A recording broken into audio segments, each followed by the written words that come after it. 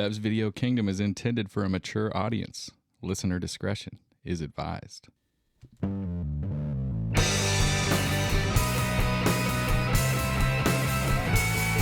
wanna be at Beverly's, bringing me home with my movies. Just a blind by, no reason why. I love this scene. It's Scott, Zach, and Brad, your favorite podcast. Let's start this thing. Oh, I have not heard that little theme song in a little bit. It's been a while. It's a mini-sode. It's a road trip mini-sode. BVK on the road, never before seen footage. This is kind of wild. You only have two of us here for this mini-sode, I got Nate here. and you got Brad. Just us two. So we're rolling down the road. We've been on the road for a few days now. And this is kind of like we're going to do a trip wrap up here. So it's kind of a mini. So we got some movies mixed in, some movie references, and just sort of maybe a quick overview of where we've been, what we've been doing, what the shenanigans have been up to. Yes, sir. So, let's just get right into it. I don't know, maybe a month or so ago, I was talking to Nate, and he said, you know what? I brought a boat back from his father-in-law, all the way from Florida. So he's already done the drive from Florida out to California. And he was saying he has to take the vehicle back to his in-laws out in Florida. And, I just happened to look at my calendar and I was like, well, when are you going? And it worked out that I was like, well, hey, you need a co-pilot. Do you need Goose, your Maverick? And I should be clear here. In this story, I am the Goose. Because, let's go all the way back. Okay, so, we can go all the way back. So Brad and I once drove. I moved from Michigan years ago back to California, and so we had a minivan that needed to relocate. And instead of sticking it on a truck, we're like, all right. Well, back then we used to do baseball trips. Our old friend Chris and Brad and I were like, let's go out, let's do some baseball parks. So Brad, who is as any of you fans know, is a serious racing fan, fancies himself as, I would say, like a driver that really just never saw his full potential on the F1 NASCAR circuit. I never got to be put in that vehicle. My grandpa and uncle both raced, and they were over it by the time I was old enough to start, getting into go-karts and stuff like that. They were done. So he takes his he shows his accomplishments on the highways of the United States. This is true. So Brad, as a point of pride, drove us on all our stops all the way from Detroit, Michigan, all the way back to Central California. And so I got to admit, right, like I would have taken Brad even if I had to drive the whole way, but I knew that I was going to get to be Goose on this trip. There was a question like 2 weeks ago. You said, well, how much of this trip are you going to let me drive? And I was like, I don't know, we'll see. Yeah, and I knew right then. I was like, I'm going to set up a battle station, and I'm going to be the best passenger princess. And I've been pretty good, right? Oh, it's been amazing. Like, it's just anything I need, anything, just right, trash. He's handling it instantly. All the entertainment options have been on point, and we'll get into that definitely. But I do want to mention in our last Michigan trip, this was back in, what would you say, 07? This was 2007. So this is kind of the internet poker boom, and all three of us, we're spending quite a few hours on Poker Stars, playing tournaments, playing ring games, getting after the poker action that you could back in those days very easily. And I don't know. I didn't know the technology even existed, but we somehow had a satellite dish or something. It was like a mobile spot. It was some internet some cell phone company that doesn't exist anymore. Did it hook up to the car? No, it was just like, well, you charged it, but It was other like a little. I think you did have to plug it in to like a cigarette lighter. Okay. But otherwise, it was basically the same. It was like this. It was like the AT&T Air Wi-Fi of the early 2000s. Yeah, and we hooked it up to a laptop, and there was a lot of gambling going on across It's actually state shocking lines. how much 20 years ago we basically did the same trip. Yeah. Because this time around, right, hotspot on the phone. So I had this ridiculous, I had my laptop out, right, full AI capabilities to tell us all the things we needed to know. I had my phone as our navigation device, and I have an iPad, a big old iPad mounted on the window that we can use for like movies, which Brad, of course, is eyes on the road. Brad, eyes on the road. Absolutely. Movies he Absolutely. knows by sound. We've watched, I don't know, a dozen or two World Cup soccer games, all of which we've placed bets on. No poker this time, all sports betting. All sports betting. which I bet through Bovada. So like I have to send money to like Vic's plumbing repair in Indonesia, and then like somehow or another it finds its way into my Bovada account. Yep. Come on, California, get your act together. We need full legalized gambling. So we so Brad agreed to accompany me and chauffeur me on the trip. So we leave California Friday 6 a.m. That was the Cannonball Run. What did we 17 hours?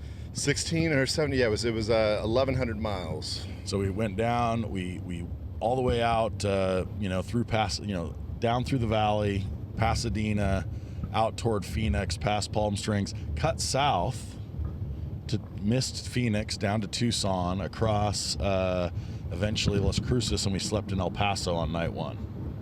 Yeah, that was a run, and I mean those our total amount of breaks between that 1,100 miles was probably no more than 15 minutes of breaks. we pit stopped with the best of the F1 crews. Yeah. It was like absolutely finally oil, just jam the gas in, hit the go. Already pissing before we even got in the men's room. Somebody's door. ordering, and then while the other one's waiting for the order, the other one's pissing. Like we were machines. It was great. So let's talk movies. All right. So we did a little bit of prep ahead of time, and I did watch one. So I watched. I was like, okay, here's our route. What movies should I watch to get in the mood? I watched one of our old BVK favorites, Hell or High Water. Yep. Which never doesn't get me in the mood if I'm driving through the Southwest. What about you? Did you watch any? Well, yeah, actually. So what kind of got me stoked about this trip was, again, connecting to racing. We were hosting some friends over for the Miami Formula One Grand Prix, and I did some slow roasted pork, and I made cubanos that were crazy good. And right before that, we had watched Chef, and Chef is kind of a road trip movie as well. Going to some amazing spots. You're in Florida, you're in New Orleans, you're in Austin. And so that was kind of in my mind. And then all of a sudden this opportunity arose and I was like, oh shit, like we can kind of do like, Chef in reverse and we don't have to cook anything. We're just going to, go cool spots, eat, drink, have a great time. So I didn't do, I almost did Chef. And then I started Sicario. And I found out that on the way, I was like, hey, Brad, like we got the El Paso, Juarez scene in Sicario. We should watch it right as we're driving through. And he admitted something that I found shocking, which is... I have not seen Sicario. That's an insane take. It was on our list. We back in, the very solid BVK days, we had a list of movies, and I thought at some point it's going to come up. So I was kind of waiting until I would watch it fresh for the pod, but, while our pod is not dead, it is definitely a little bit of a hiatus here. Yeah, it's on. I don't want to say life support. It's just it's in like it's cryogenic. It's in like a cryogenic freeze chamber. Well, yeah, and like if the weird thing is that all of us from BVK still talk to each other quite a bit, and we're still around each other and part of each other's lives, but it's just been. Between each of us, we have our own things going on, things that keep us busy, and it's been more difficult. But if we ever do get back together, there's definitely some interesting stories y'all get to hear about at some point when we do reunite sometime soon. So the other one, we're driving, we get past it, we sleep in El Paso, at 16 hours, up the next day, ready to go, heading for Austin. And so we're like, okay, what do we watch to get in the Austin mood? And this was not the obvious choice. We watched two things. Yeah, we did watch two. Okay, so the first one, which is, I think, just...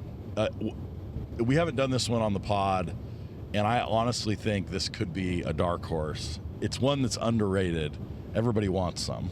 Yep, and I will never forget, Scotch Beck, we introduced him to it, and he said his first watch, he was like, yeah, but then he said, you know what, now he found himself watching it like, every other day, just kind of throwing it on while he's cooking or while he's doing whatever.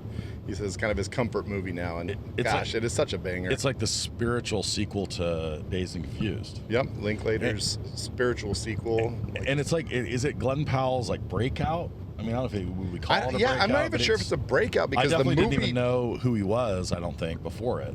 the movie didn't do very well. Like it was limited release and not a lot of folks saw it. It was definitely kind of like, I think post theater is when it kind of got, a little bit more respect and people actually started checking it out. But I still think there's a lot of you out there that probably have never seen it. If you like baseball, if you like Dazed and Confused, if you like college, if you like, Well, I mean, if you're a Linklater fan, it's as good a Linklater as, well, it's definitely a very solid Richard Linklater film, and very much like the Texas. It gives you that Texas feel, Texas college town feel, especially. And so Everybody Wants In's a hard recommend. And this maybe is a super hot take. I think it's Glenn Powell's best role to date. he's good in it. He's super good in it. And it's like right in the wheelhouse. I'm sure if you're a Glenn Powell fan, you'll find him handsome. In terms of him being the sexy sex symbol, but he has all the other fun stuff going on. He's kind of funny in it and like good delivery of lines. I'm saying I'm still waiting for a Glenn Powell role better than this one. And the crazy thing, I think, when you kind of the idea that it is the spiritual successor to Dazed and Confused, I would even say that Dazed and Confused has more conflict and there's a few little bumps along the road, and with Everybody Wants Some, it's pretty much like you almost think it's going to go that direction a couple times. It's like pure hang. But it's just pure hang. It's pure, pretty much no consequences really. A lot of fun, witty witty banter back and forth, and for one of the comments I liked that Brad made that I think is it exemplifies that a little bit and points out something I think Linklater does really well. So. This is Texas in the early '80s, and it's about a baseball team. One of the baseball players is black, and they're at one point in the movie they're going into a country bar, right? And you're thinking okay, so they're going to sort of lean into some sort of the racial dynamic that would have maybe existed in Texas, or try to make some overt social commentary about this time period. And they just don't. It's not like it doesn't feel like it's glossed over, and it doesn't feel like it's leaned into. It's like you're expecting that because you expect that to be such a force of gravity for understandable reasons in a lot of movies. But it's like Linklater just has this effortless way of letting you go through scenes of all sorts without, I guess, taking what I would say is the obvious route. Yeah, or the easy route. The easy route, or the thing easy that way you to create expect. conflict. Yeah, exactly. And so it's just it has a feeling to it for me of it's an easy watch that has lots of parts that are really interesting and not superficial.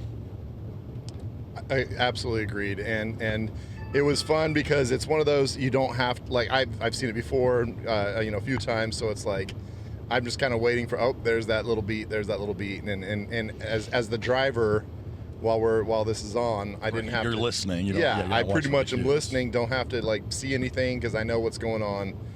It was kind of a perfect road trip type movie because dialogue's great. Yeah, music's great. It's perfect. It's not a visual blockbuster. It's just something that it made me smile the whole way we were driving. Okay, so next up, I wonder if anyone's going to guess it, because this kind of this is not your classic Texas movie, but we're Austin, what movies are set in Austin?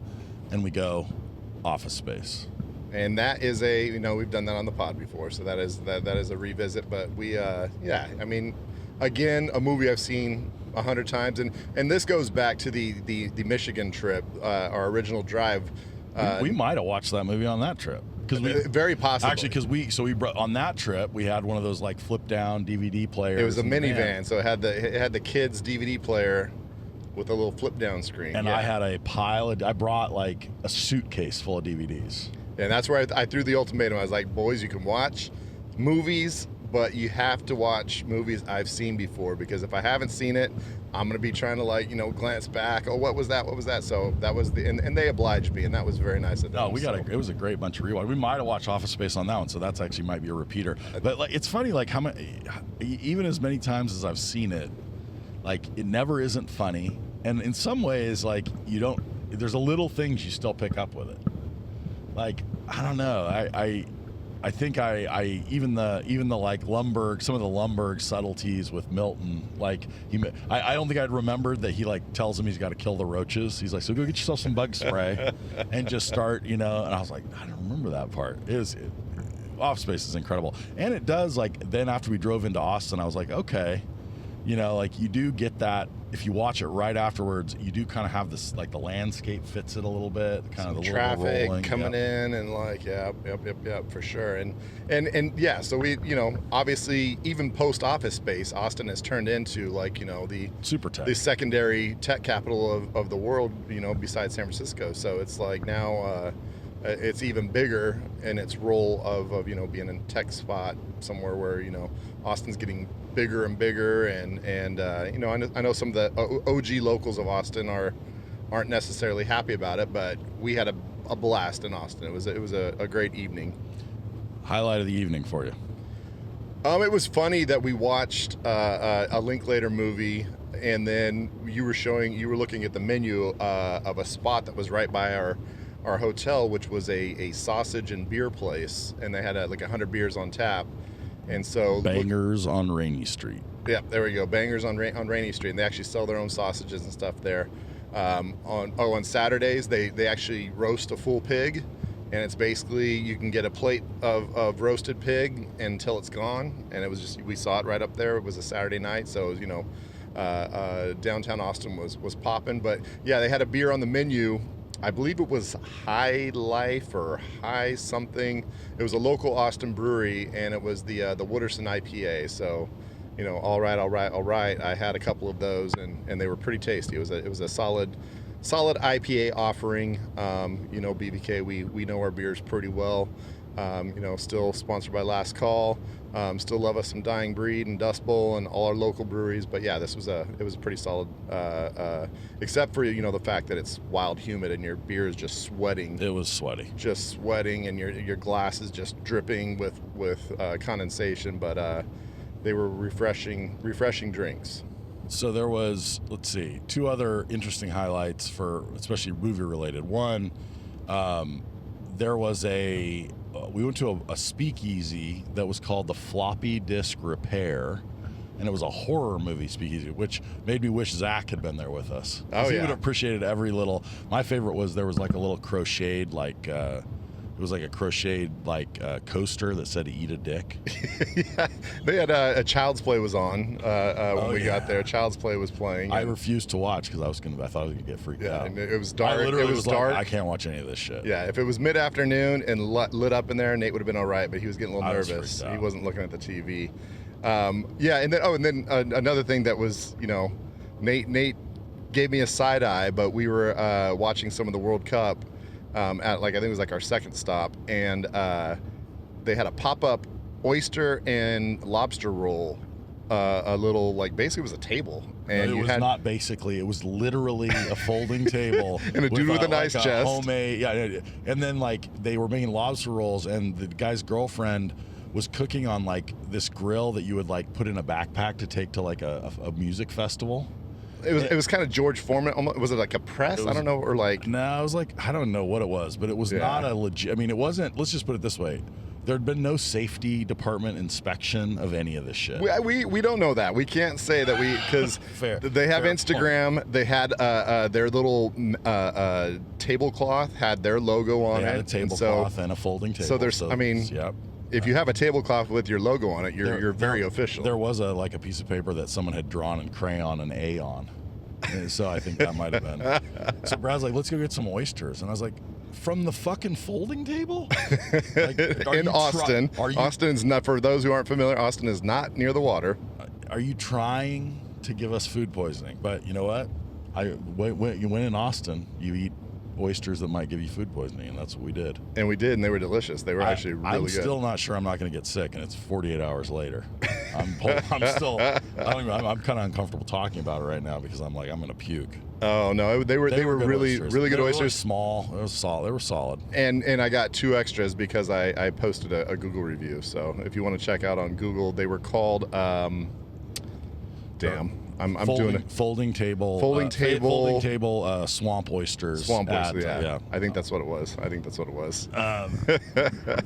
So we also, not movie related, but we went and saw some bats, Mexican longtail bats, to be clear. They speak Spanish? No, they're bilingual. They speak Spanish with a Texas accent. So. Oh.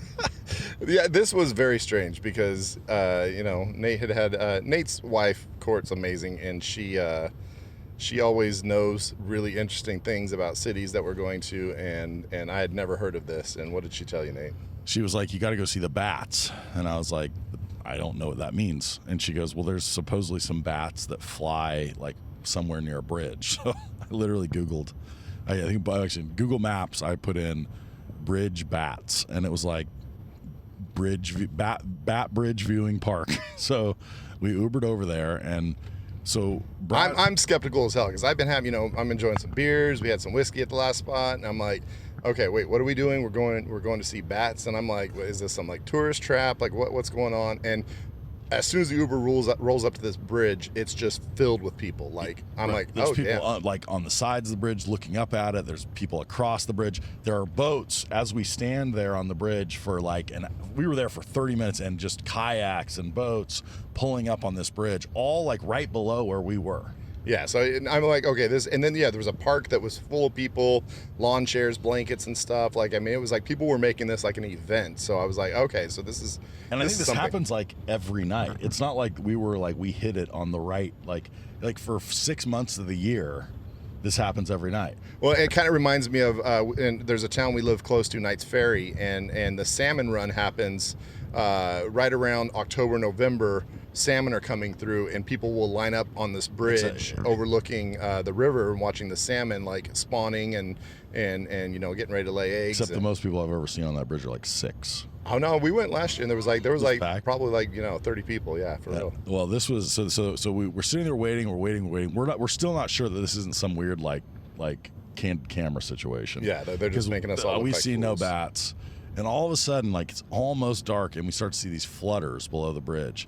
And sure enough, like, these bats start kind of like circling right under our feet, right where we look over the edge of the bridge.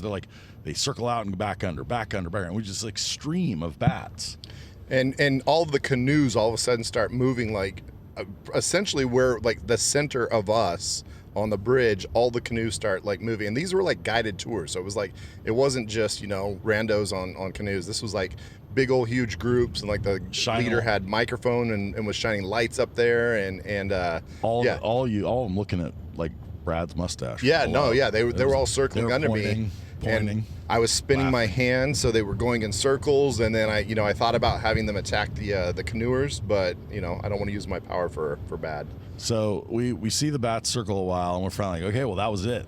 Great. So we start leaving the bridge, and then no one else is leaving, and we're like, a little confusing. What's happening? So we wait kind of around, nothing's happening. We finally, get a block or so away. We look at, we go, well, we got to YouTube this. Turns out it wasn't the bats circling at all. They like fly off into the sky and make some like cool bat shape or something. Yeah, bat drone show. So yeah, we didn't see dances. that. But I know I almost was regretting it. But then it was like it was the video we saw was like it was pretty light out, so you could see like the silhouettes of the bat. It was getting so dark. I was like, I don't think anybody's gonna see any bats. So well, anyway, go see some bats if you go to Austin. It was all right. It was pretty cool. It was really cool. So overall, my take on Austin, I did not know bats were a large part of the economic ability. Like, I think it's the tech and the bats kind of are making Austin this giant city. It's pretty crazy. Yeah, I had not been to Austin. I highly recommend. It was really good. Both of us, our first trip to Austin, and we didn't even talk about the fact that on the way in, didn't we? Yeah, on the way in we got some real Texas barbecue. We missed this piece. Oh yeah, so that was a big conversation because Nate's probably a bigger barbecue connoisseur than I am, and he still has made one of the best bites of brisket I've ever had in my life.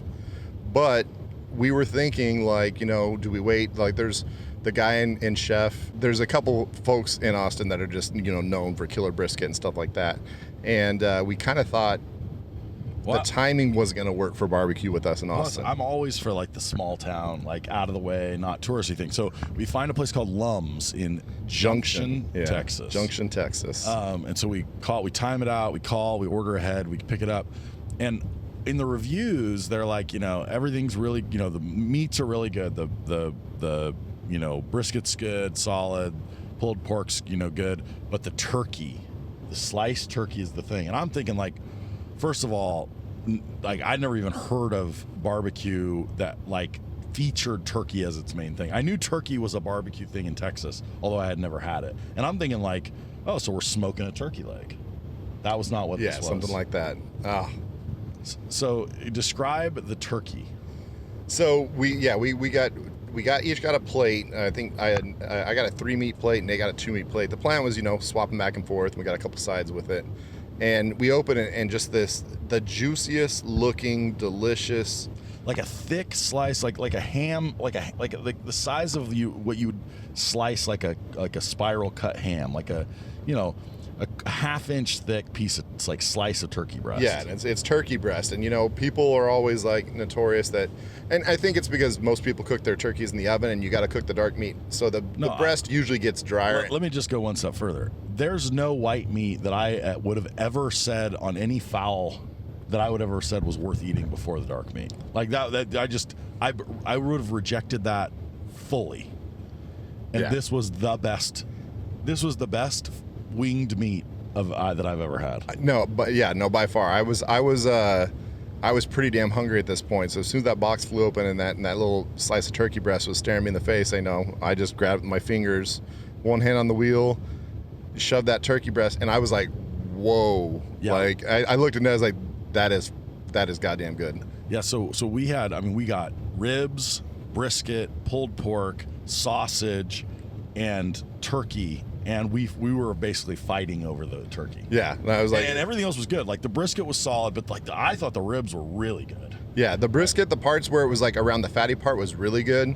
The rib, I liked the rib. I've had, you know, Kansas City barbecue. I've had some better ribs, but the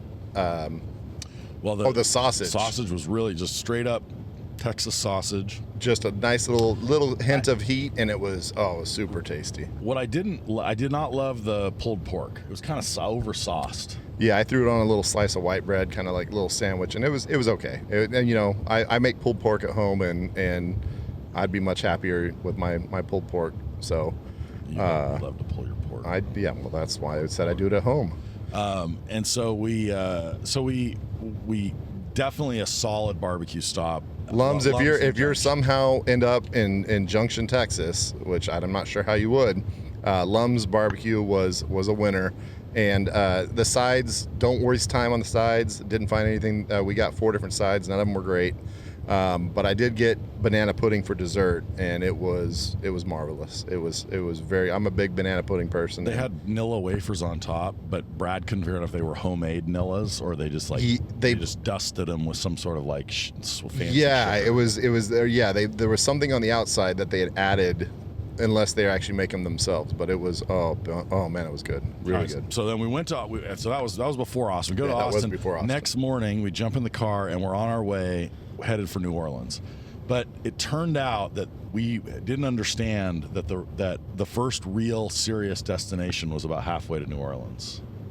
We went to Buc-ee's. We did. So my son Will and his friends Ethan, especially his friend Ethan, but Will and Ethan and Nick are always talking about Buc-ee's, and Ethan had been there, and so and Will had seen a bunch of videos on it, so they're all talking about Buc-ee's. You got to go to Buc-ee's. Last time I made this drive, I didn't go to any Buc-ee's, and they were pretty disappointed, let's just say. And also, you know, I'm starting to see more Buc-ee's merch, like even out in California, that you're starting to see more folks that have, like, you know, a Buc-ee's shirt, some memorabilia, things like that. My dad had actually been out to a Buc-ee's and brought home the beaver nuggets, and I was a little sus and you know, opened the bag. I think we tore the bag terribly, and so we had to put them in like a Ziploc.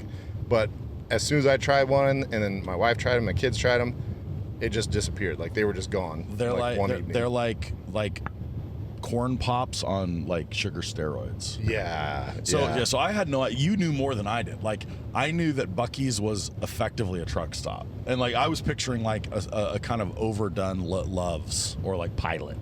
So I'm like, what? We're serious. Like I was like, what could possibly be the deal with this like very like fancy truck stop Well, and there's signage, like they have signage like for hundreds of miles. Well, we saw one in LA and I laughed because I looked at Nate and I was like, look, it says 1,200 miles to Buc-ee's. And I was like, that's funny that they got one in LA. And 1,200 miles later, we were walking into. So we roll into Buc-ee's. We need gas. First of all, there are probably 100 plus pumps, maybe 150 pumps.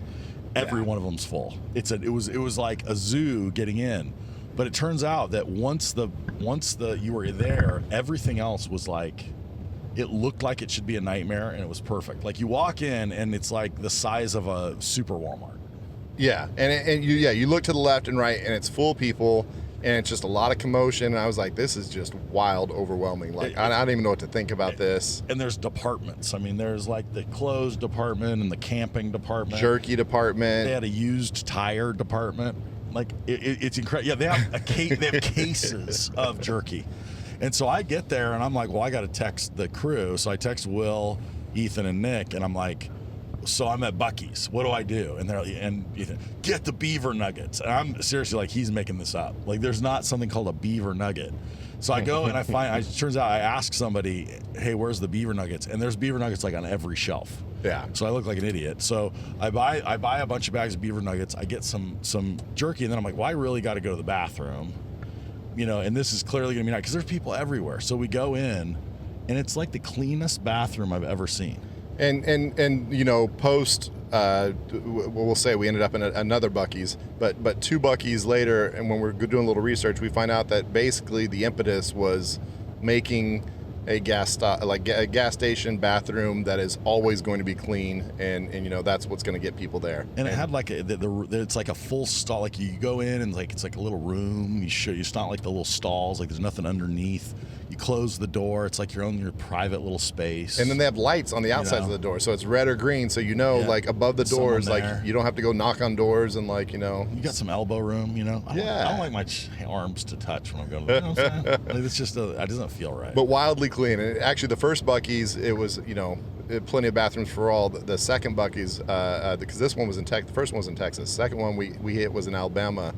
And that Buc-ee's was packed to the brim, even more chaotic. And the line for the women's bathroom was pretty long. I think they were moving though. It was probably moving. And so you go in. So we're like, okay. So then I'm like, well, I want some food. Well, they've got all these like hot food counters. Kind of looks like almost like what you'd see in a dining hall at a or like a buffet. Yeah, But I'm thinking, but I don't want to go and order and wait. No, that's not the deal. They've got like brisket sandwiches, pulled pork sandwiches, burritos. And they're cranking them out as fast as they can, super fresh, and they're just sitting there for you to grab, hot, fresh, ready. I had the 3-meter inspired by the turkey. It was turkey, sausage, and brisket. Maybe one of the best, probably the best barbecue sandwich I've ever had. Yeah, I don't think it's close. And I got their fried chicken sandwich, and it's on par with like a Popeyes, Chick-fil-A, like anything like that. It's as good. And it was quick. Like the second time today, like they legitimately were bringing them out of the kitchen and putting them down, and people were grabbing them like as they're sliding down the little thing, like they were just grabbing them out. It's like an AM/PM case, except everything was just made 2 seconds ago. Yeah. I mean, you're watching them cut the brisket like on the counter, like we just saw a cool lightning strike. Nice big lightning bolt in front of us. That was kind of wild. We are in Florida. Yeah, we are in Florida currently, and cruising down the road, eyes on the road.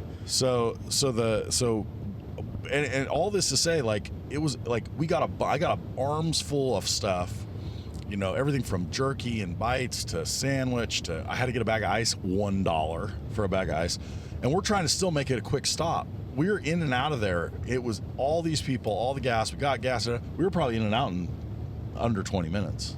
Oh yeah, no, I was gonna say 15 maybe. Like it was quick, and so. As Nate and I discussed it, like we were kind of like, I'm very much a hater. Anything that starts getting too much hype, I'm always, you're the hardest sell. Like the more very popular skeptical. Something is, the more it has to just blow you away. And so, I was pretty damn skeptical of what is a Buc-ee's, and after watching how they work, friendly people, the tons of workers, they all seem like they're in good moods, and from what I've heard, they take care of their employees pretty well, and it was efficient. So if you ever have a chance to go to Buc-ee's, even if it's crowded, I urge you, even if you only have 15, 20 minutes, I urge you, stop, hit the bathroom, grab one of their hot meal things, get some nugs, and then hit the road again. Yeah, and absolutely. I will never pass a Buc-ee's again and not go in. And you know, from what it seems like with the hype, I wouldn't be surprised if there's a Buc-ee's coming to you soon, because you know, California, it sucks. The gas right now out there in Texas, I think it was $2 something. Yeah, it gets cheaper the further. It feels like it gets cheaper like the further you get from a coast. Yeah. Well, maybe except for the Gulf of America. Yeah. Yeah, it was kind of wild. Like, I mean, keeps it real. But you know, supposedly, I mean, that's still more expensive gas than most folks have had. But Buc-ee's, yeah, they're the Disneyland of gas stations. That is, I think there's no better way to describe it. Clean, efficient, I'm crowded. genuinely disappointed that there's not another Buc-ee's on our drive. Although I will say that I don't know if anybody knows this, but Dolly Parton has entered the fray out in Tennessee. She's starting her own. It's like Dolly's Tennessee truck stop or something. Yeah, and it's basically trying to be the Buc-ee's, but Dolly Parton version, and so she's out there trying to, you know, kill the beaver. Got to kill the beaver. That's Yep. what I say. All right, so we get through Buc-ee's. We head for New Orleans, and this is so we had a Brad had been to New Orleans recently. I was back in January. Yeah, found with some of our great BVK friends, Walter and Kendra, who are great curators of food, and so we find a great place for dinner, Cachone. Phenomenal. Chacon. Yeah, well, it's Cachone. Wait, Cochon. You say Cochon. You say Cochon, I say Chocone. Okay? So great food. We're like, okay, so where are we going next? So we're gonna go to this some tiki bar right at the edge of what they call Frenchman Street, and so let's jump in an Uber. Right, it's gonna be a 5-minute Uber ride. So dial up our Uber. They're supposedly closing at 9, and it's like, you know, 8:30. So we're like, maybe we can get there and get at least one drink, because I'm telling him it's a pretty special place. So yeah, he's like, this is kind of a hidden, like nobody knows about it. So we jump in the Uber, and this, like, you know, late 50s blonde woman rolls up in a Mercedes. Rolls up in a Mercedes. We jump in, and she's like, "Where are we going?" It's like real like crazy, and we're like, you know, it says on your little app, like it kind of tells you. But yeah. So we say, well, we're going to this Latitude 29 or whatever. It's how do you know about that place? Yeah, you guys from here? No, we just know. Well, nobody knows about that. That's a secret place. That's a locals place. Like, so where y'all from? Oh yeah, we're from out in California. Oh, I've been out to California. Yeah. I used to hang out in, you know. Well, I was like with it. I mean, this fact. I was in Playboy in 1998. So, you know, I mean, we haven't been in the car 10 seconds. Yeah. Like we're getting our seatbelts on. And we literally are clicking our adjusting seatbelts. ourselves a little bit, you know. And she's like, I was in Playboy in the late 90s. So we're like, okay, you know, so... We started asking some questions. I'm like interested. I'm like, oh, so what celebrities did you get to hang out with? Like, were you at the mansion and stuff? So she was like, apparently she used to stay at Anna Nicole Smith's house. Yeah. And she went to the mansion a lot. But this is all like... Mickey Rourke, she said she hung out with? Yeah, she's truly manic. I mean, we got all this information in around 90 seconds. Yeah, and it's like a 5-minute drive. Yeah, so she's like just... I mean, it was just crazy. So she's like, you know, telling us about, she's a traveling nurse, and she, you know, I own that by, she pointing to these condos throughout New Orleans. With balconies. She's like, oh, that's my balcony right there. I have the biggest balcony in the French Quarter, which I still don't know if that's true. Yeah, who knows? Apparently she doesn't rent any of them out. They're just like her places for people that come visit. I don't know if any of this is true or not. So well, we're getting close, and she's like, I'm gonna park, and like we're like, wait, what? Oh, she's like, yeah, I'm gonna go in. I'm gonna go have a drink. You guys, you don't have to pay. I have my own money. I have my own money. I'm ready for a drink. So, late 90s Playboy model is like tagging along, and you'd think, right, like your immediate reaction, right, is like, oh, well, jackpot, right? Like you've got this, you know, you guys have this late 90s Playboy model that just can't stop. She wants to hang out with you, and she wants to come and follow you along. And I'm not suggesting that we were gonna do anything untoward, but just saying like, oh, you know, that sounds like an interesting, good time.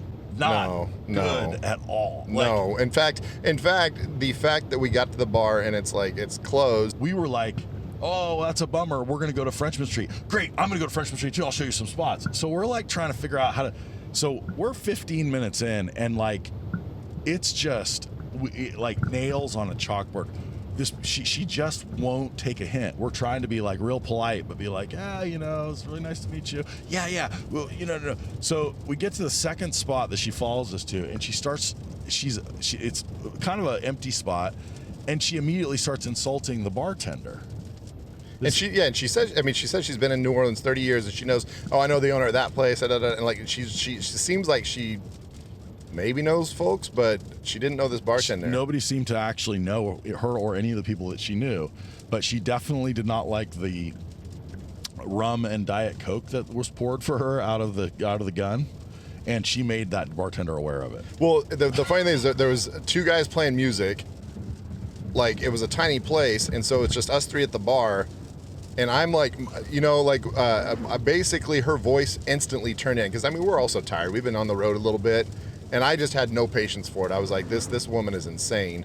And it was like, Charlie Brown, his teacher. Like, it was just like, all I heard was just, because I just did not want to hear it anymore. And I didn't even know and meanwhile, that she almost got in a fight with the bartender. I'm like super uncomfortable, because I'm like, this is like, they're going to fight right now, like over this rum and Coke. Both of them like mid to late 50s women who are very invested in whether or not the rum and Coke was a very good rum and there was nothing to it, and it was not, there was no. So finally we had enough. So finally I was like, it's really nice to meet you, but I think we're gonna take off. And she just kind of stared at me, and then she just goes, I'm gonna go home, and then runs out of the bar. Yeah, it was so strange. And so finally we break free, and I look at Brad, I'm like, and Brad's like, I didn't want to be rude or anything. And I was like, I've been trying to catch your eye for 15 minutes to figure out how to get the hell out of this. I was ready to be like, well, we're going to get it. I was actually going to say we are going to get an Uber and go back to our hotel because we're tired. But then I was like, but then she's just going to offer to drive us, and we're going to have to tell her, no, we don't want to ride in her Uber. Yeah. And that's just going to ruin my Uber rating. I know. It was, and in fact, actually, so we ended up, going out in New Orleans, having a good night. There was a band that was from Florida. It was their first time playing Frenchmen in New Orleans, and they were killers. Every person, they had two keyboardists, guitar, drums, a wonderful singer. And this old lady that was playing the tambourine with as much aggression as I've ever seen somebody use a tambourine. She played it with her elbow a lot. Elbow, knees, wrist. Back, she was going nuts. There was no part of her she wasn't tamperining with. It was amazing, and they were playing all sorts of fun hits, and we watched them for a while, and then we kind of hit the wall. It was one of those things where the road caught up with us a little bit. In fairness, we had been driving over the prior 48 hours. We'd been on the road for 32 of them. Yeah. So we went hard. So we packed it in. And we Ubered back though, and our Uber driver thought it was hilarious. Yeah, he was like, sometimes I get invited out, but I've never tagged along with the group. Just said, I'm following you guys wherever you go. Yeah. It's raining, by the way, pretty hard right now. Yeah, so we are. You're hearing the rain. So we jump in the car this morning. Oh no! So we go over the famous New Orleans breakfast spot, Mother's. Oh yeah. We had some biscuits, some eggs. Typical breakfast for Brad: fried oyster po' boy. Oh yeah, it's my go-to morning. Have you ever talked meal. about on the pod the fact that you particularly like to eat non-breakfast foods for breakfast? I gotta believe it's come up before, but yeah, no, that is something that and you know what? The best is my daughter has incorporated that as well. She will eat whatever's in the fridge. It might be leftover fried rice. It might be a sandwich, a burger. She goes after it for breakfast. What's for breakfast? That's scalloped potatoes, asparagus, and meatloaf. Yeah, the leftover mac and cheese. Standard breakfast. We call that the Bradish breakfast.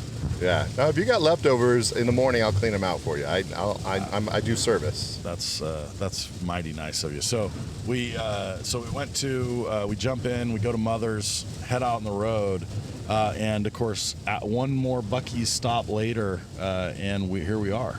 Yeah. Decided finally to get the pod equipment out. And, we brought it along with the idea that maybe we'll pod along the way, but it actually worked out that this is the final leg. We've had some adventures. We've had some funny stories. Nate ate a gator hot dog last night. I did eat a gator hot dog. That was good. I forgot about that. Yeah, we were looking for pizza and we got denied for pizza, so we found the hot dog spot and Gator dog. Thankfully, because the dinner earlier they had we ordered a gator appetizer and they slathered it up with some disgusting mayo sauce that I would refuse to eat. yeah, that was a problem because it was actually not very mayo-y, but It was real mayo. It was disgusting. it was very, very tasty. It was some of the best alligator I've had. It was tender. It wasn't too chewy. It was really well made. Some of the best alligator. How much alligator have you had? It's like the third bit of alligator you've had. I have every time I'm in Florida, I have some alligator. Every time, every time I'm in New Orleans last night, I eat alligator. I've actually, on the mayo thing, by the way, just as a little life hack for those of you that don't like it, I just started telling people that I'm allergic. That works. I'm just like, I'm That's allergic easier. to mayo. But then they look at me and they're like, they're trying to do the math. They're like, wait, like, are you allergic Is it the to eggs or the oil? And I just say, no, it's a combination. It's like a chemical interaction between the two. But to give, we've talked about, the Goose to my Maverick on this trip. Goose came through on multiple occasions. He added some mayo to my chicken biscuit sandwich earlier in the trip. Horsey sauce. The horsey sauce from Arby's. We ate well. Our first major drive. It was all fast food, unfortunately. But I did mayo things for you. You that's how you know I'm a good in the co-pilot. passenger seat. You put some white and creamy sauce. I feel like, and I do slathered it, throw a did it shout well. out to my wife on this because she's a great road buddy. Yeah. She's You learned from the best. I've learned from the best. I even laid little napkins across your leg when I give you the food. It was. I was like, what is he doing? And all of a sudden, I was like, oh. Slide my hand on his leg and leave a napkin. Yeah, he was dropping napkins on him for me. I thought that was normal. I thought that was normal. It's like Joey when he's like, doesn't the tailor always measure up the inside of your leg? And Chandler's like, in prison. I was like, doesn't everybody lay napkins on your leg right up in the inside of your groin? I haven't seen Friends, man. Yeah, when you're married to them. Yeah, but our fans have. Not all our fans have problems like you.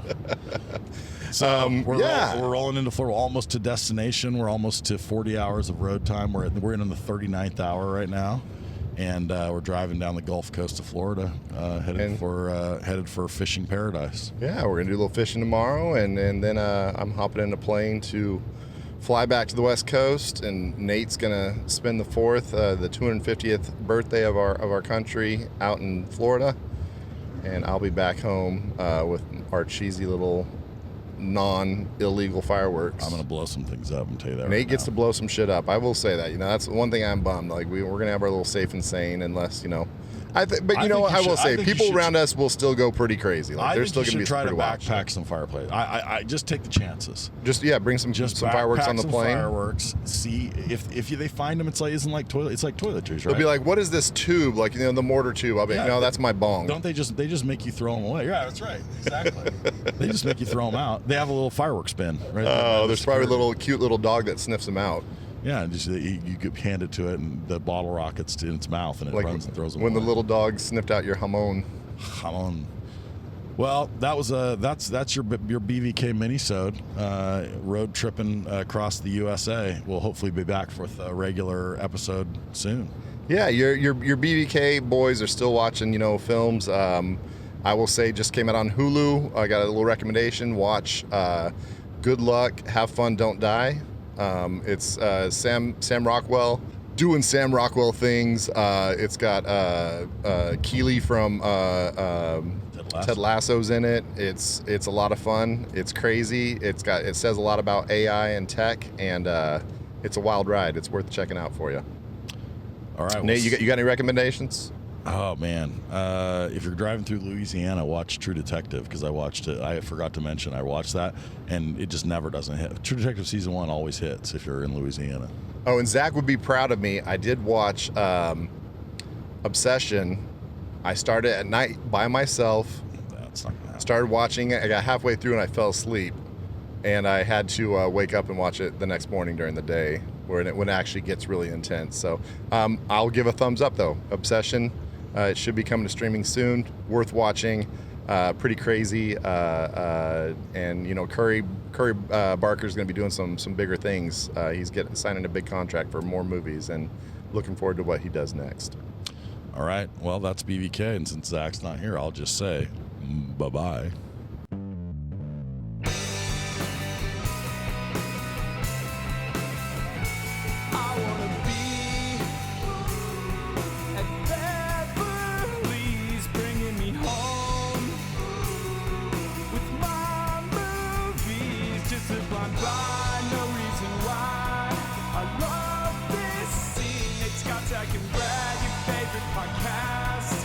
stars.